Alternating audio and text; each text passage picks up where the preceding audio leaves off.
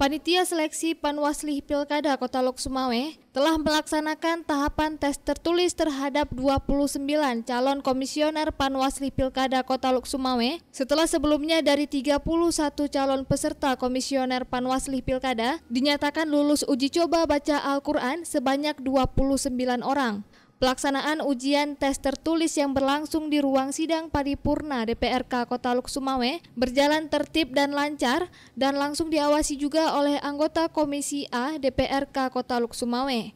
Kepada Puja TV, Ketua Panitia Seleksi Panwasli Pilkada Kota Lok Sumawe, Dr. Mariudi mengatakan bahwa setelah nanti diperiksa hasil tes tertulis oleh Panitia Seleksi, maka dalam waktu dekat ini, sekitar tanggal 15 Mei mendatang, hasil tes ujian tertulis akan diumumkan.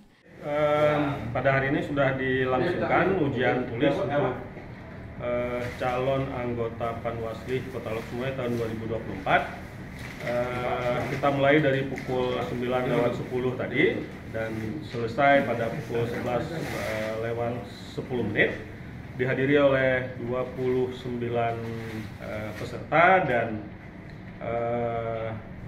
prosesi ujian juga disaksikan oleh anggota Komisi A DPRK Lok Sumawe, kemudian juga seluruh tim pansel. Secara umum kegiatan berlangsung sukses dan lancar.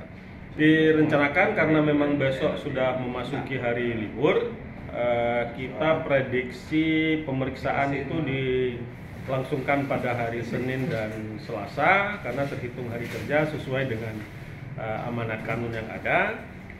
Mungkin dalam kita jangka kalau tidak hari Rabu, Kamis kita bisa lakukan pengumuman untuk hasil tes ujian tulis.